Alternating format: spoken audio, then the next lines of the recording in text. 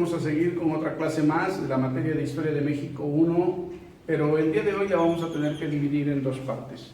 Una que recoge algunos de los comentarios y seguimiento de información del último video sobre el poblamiento de América.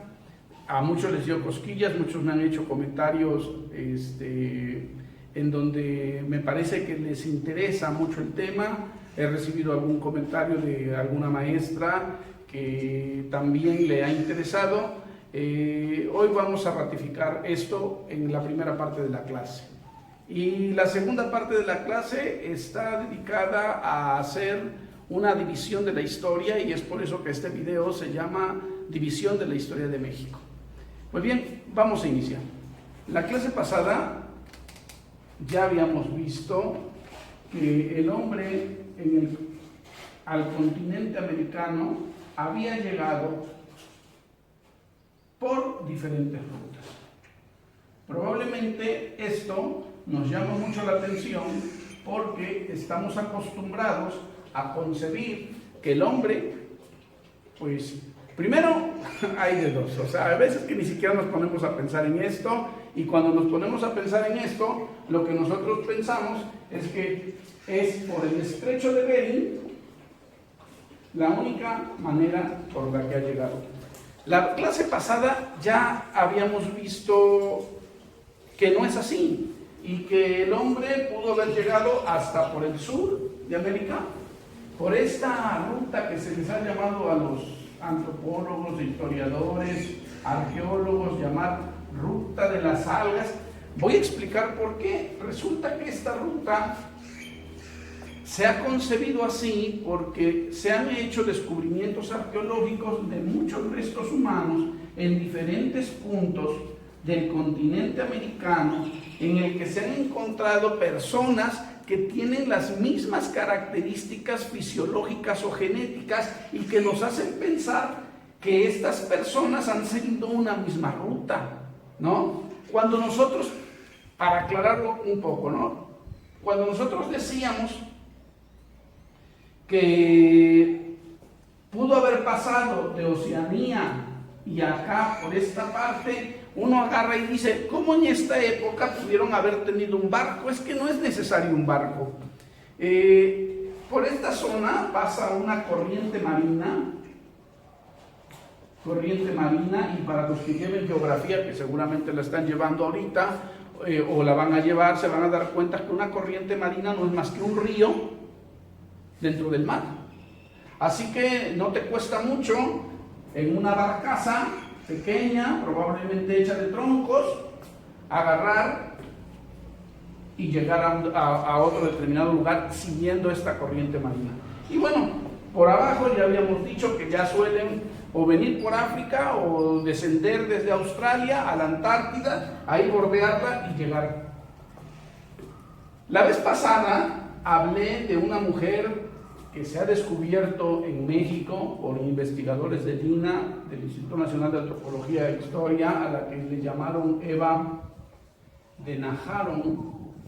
Quiero advertirles que la vez pasada dije Najoron, y es que, bueno, se me fue la letra. En realidad es Najaron, y es porque es el nombre del cenote en donde fue descubierta. Esta Eva de Najaron agarramos y nosotros también dijimos que presenta características fenotípicas, es decir, de rostro, de cuerpo, que nos hacen pensar, o a los investigadores les hacen pensar, que es que coincide mucho con las personas de Indonesia. Y esta advertencia me hacía suponer que era válido el hecho de esta migración de Asia hasta América por diferentes rutas. Esta Eva de Najaron, obviamente, pues era una mujer, se descubrió en un cenote en Quintana Roo, y tenía 12.600 años.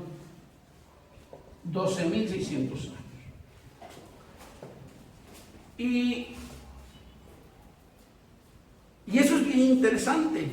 Pero también habíamos dicho que no habíamos que descartar que también habían llegado por el estrecho de Bering. Digo, estas nuevas rutas yo se las doy porque son algo novedoso para ustedes, pero no significa que la migración por el estrecho de Bering no haya sucedido. Por supuesto que sucedió, y la prueba es la siguiente. Para el 2014, apenas, ¿no? Para el 2014, pero el INA apenas nos lo dio a conocer el año pasado, en 2019, en otro cenote se encontró los restos de una mujer que se llamaba Naya. Y esta Naya, obviamente, para compararla, era una mujer, también la encontramos en un cenote, también estuvo en Quintana Roo, pero esta Naya tiene una datación de 13,000 años. ¿Saben qué es lo interesante? Que si esta concuerda con el fenotipo de Indonesia,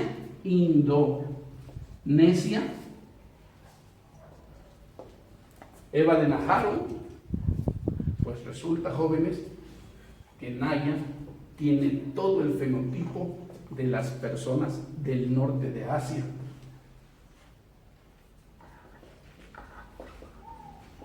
De Asia Central y Norte. Y con estos lugares prehistóricos que se descubrieron, que les dije de la cultura de Clovis, que se encuentran acá. ¿Qué significa esto, mis hijos? Lo que significa entonces es que estamos comprobando con nuestros nuevos restos arqueológicos, nuevos vestigios que se siguen encontrando, que efectivamente las rutas del poblamiento de América fueron muy diversas. Ahí se las dejo de tarea, ¿no?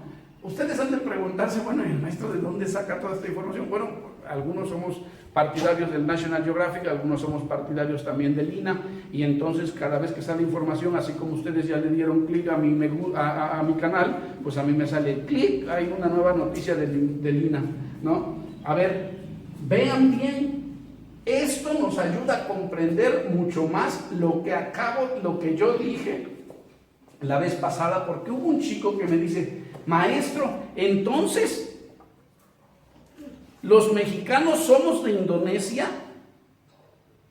Pues no. Nosotros mexicanos no somos de Indonesia.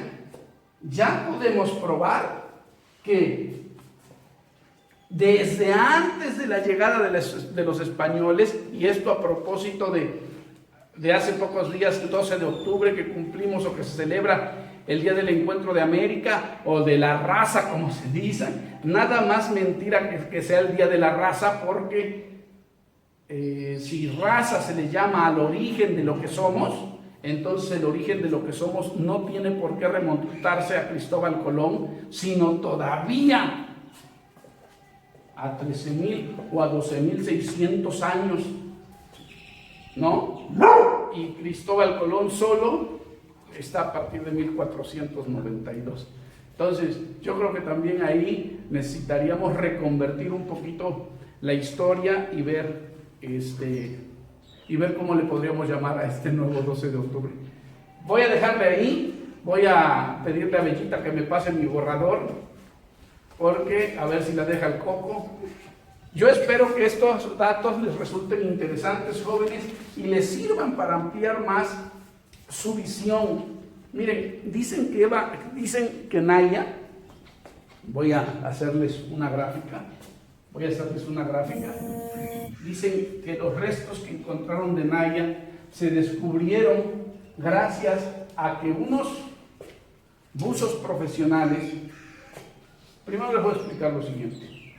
Cuando decimos que el estrecho de Bering se unió, es decir, cuando Rusia se unió a Estados Unidos por el estrecho de Bering y se hizo un puente, nosotros generalmente pensamos que este puente era de hielo, y sí, efectivamente, tenía hielo, Pero lo que nosotros tenemos que imaginarnos es que este puente se hizo gracias a que el nivel de las aguas en los mares descendió.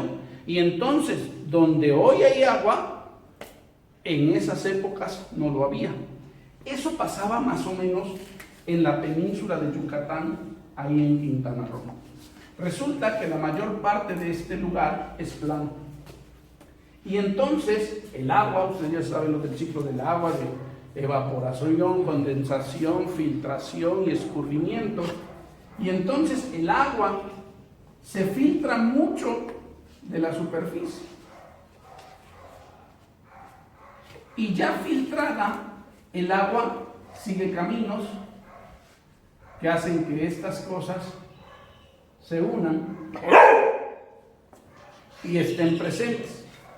Pero cuando el nivel de las aguas descendió, estos cenotes quedaron secos. Pero no todo quedó seco. Resulta que había unas partes que quedaban hundidas y estas partes pues ya tenían agua. Vamos a poner de otro color para que la chequen. Disculpen, es el coco que no está jugando. Y entonces había agua.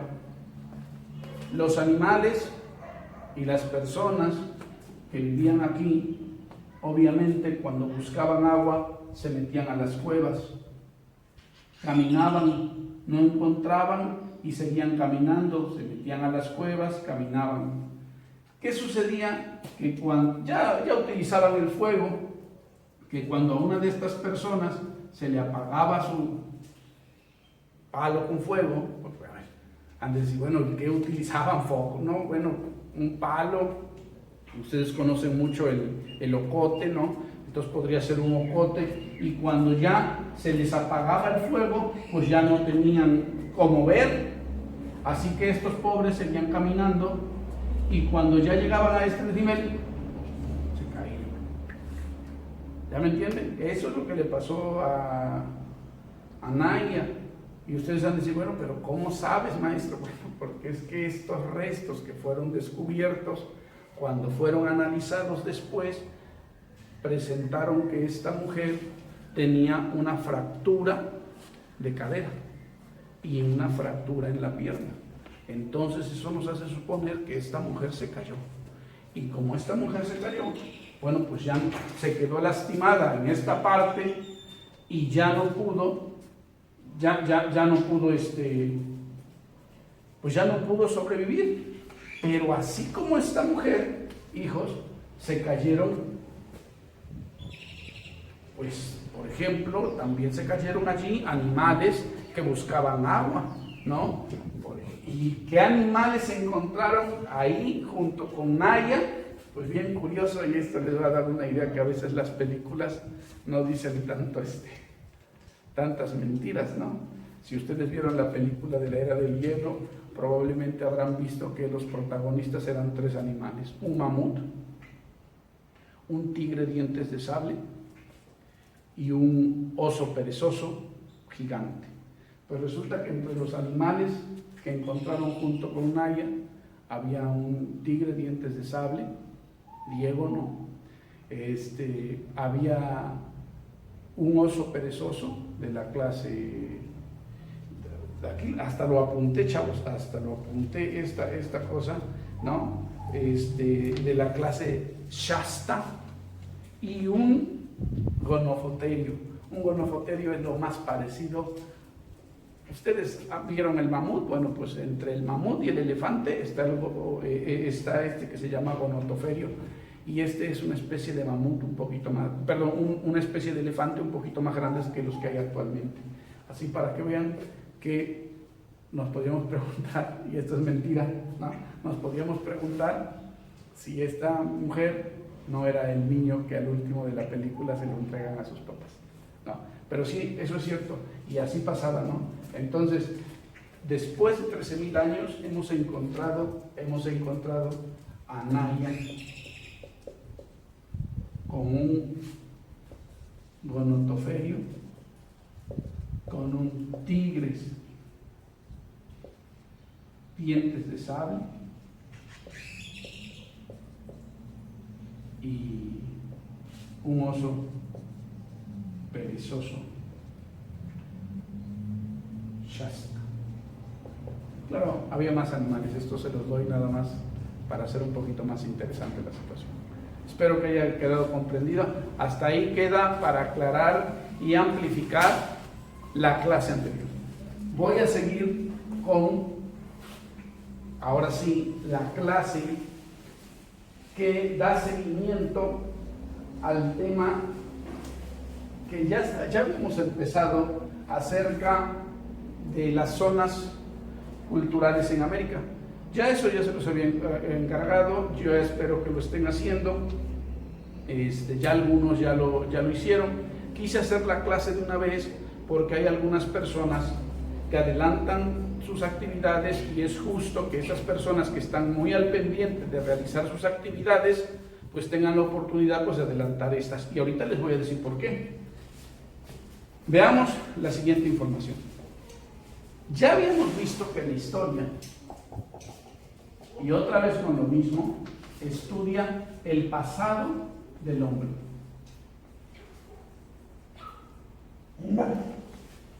Y habíamos dicho que existen varios tipos de historia. Y habíamos dicho que hay una historia universal, que hay una historia patria, y hay una microhistoria que se divide en regional y en biografía, que es algo que nosotros, que ustedes ya conocen, que ya hicimos. Bien, hijos, la historia universal, esa que vemos en la primaria, también que vemos en la secundaria y que van a ver ustedes también en quinto semestre o en sexto semestre, se divide de la siguiente manera. Bien. Se divide en prehistoria y en historia. La división entre prehistoria y historia es la escritura. No hay historia como tal si no hay escritura, ¿sale? La prehistoria se divide en paleolítico, mesolítico, neolítico y edad de los metales. No lo vamos a ocupar. Paleolítico, luego se nos hacen estas palabras medias rebuscadas y luego los maestros aparte las hacemos peor porque no las explicamos. Paleos es viejo, y cada vez que ustedes escuchen la palabra litos es piedra. ¿Qué significa? Que en la prehistoria de lo que se trató es de analizar periodos en donde el hombre ocupara la piedra y en donde el hombre ya ocupara los metales, ¿no? Para que más o menos tengan una idea. Pero esto, por si no les doy clases, que les sirva para quinto o sexto semestre. Y la historia se divide en edad antigua, edad media, edad moderna y edad contemporánea.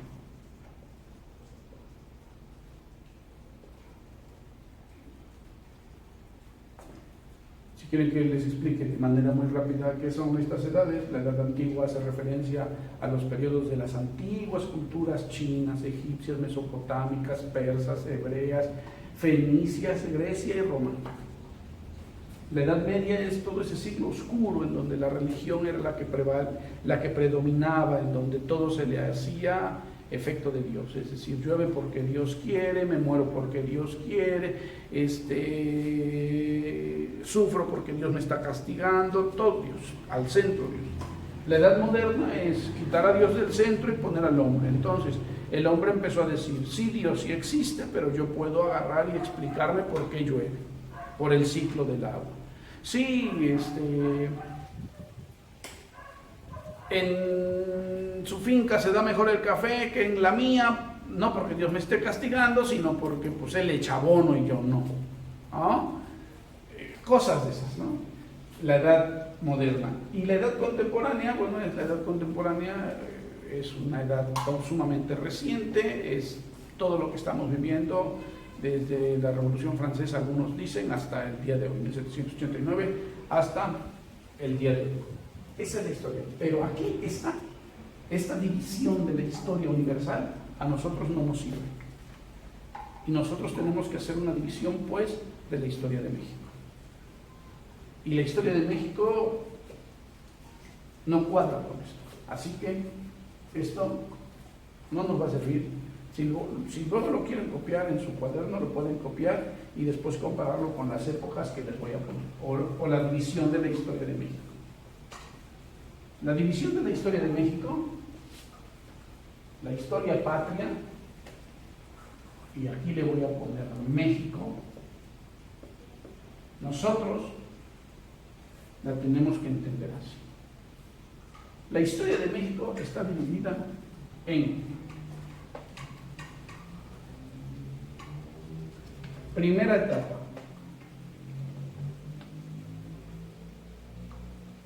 la prehistórica.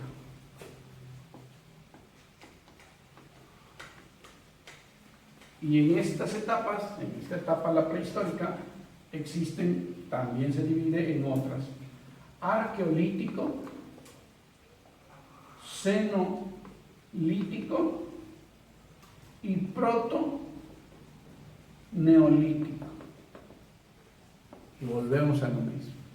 ¿Qué significaba la palabra litos? Ahí está de nuevo. A ver, Bella, ¿qué dijimos que era litos? Piedra. No, contestó. Bueno, piedra. El cenolítico todavía se divide en inferior y en superior. ¿No? Ojo con esto, ojo con esto. Luego está otro periodo que se llama prehispánico. El periodo prehispánico es en donde se ven todas las culturas de México. Y ahí sí nos agarramos desde los olmecas, los mayas, los toltecas, los zapotecas, los mixtecas, los totonacos, los teotihuacanos, otra vez los mayas porque estuvieron presentes en todos, ¿no? Los mayas, etcétera, los tarascos y al final los aztecas. Prehispánico, que se divide obviamente en división en preclásico, clásico y posclásico. Y eso tendremos oportunidad de verlo ya pronto. Luego, el de encuentro de América y conquista. Ya yo luego les explicaré por qué le digo encuentro y no el fatal y conocido descubrimiento. Encuentro de América y por conquista. Luego de esto van 300 años de colonia. Luego va la independencia. Después de la independencia, a ver, ¿ya todavía me veo? Sí. Después del periodo de independencia, y aquí voy a seguir poniendo, después del periodo de independencia, ya va una nueva cronología, pero la voy a poner aparte, ahorita les voy a explicar, les voy a poner en otra parte y ahorita les voy a explicar por qué. Después del periodo de independencia, seguimos con un periodo de inestabilidad política y social que abarca varias cosas, pero entre las más importantes son periodo santanista, o todos los periodos de Santana, en donde perdimos más de la mitad del territorio nacional, periodo de reforma, que abarca la guerra, Benito Juárez, etc. Y el Segundo Imperio, y una cosa que se llama República Restaurada, que era más bien el seguimiento en el gobierno de Benito Juárez.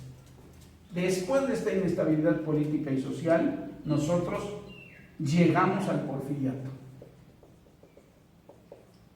En historia, uno de los periodos más castigados.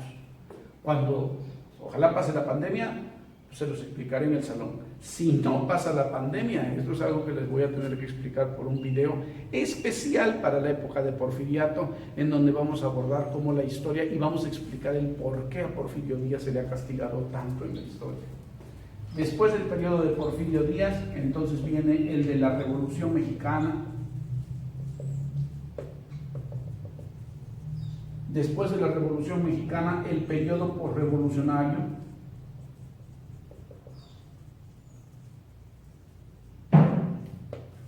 Después del periodo posrevolucionario, que a mí me gusta dejarlo hasta 1940, y esta es una división de la historia personal, pero que he pulido durante 20 años de carrera, ya 22 años de servicio, desde que yo estudiaba la historia, lo propuse, porque es algo nuevo y que nos facilita abordarla. Por eso esto no lo van a encontrar en ningún libro. Si ustedes se van al libro de la prepa, los de la prepa de Jico, pues no encuentran esta división. Y si los del TEBA se van, pues tampoco la encuentran. Esto es algo, una aportación personal. Después del periodo posrevolucionario va el periodo priista.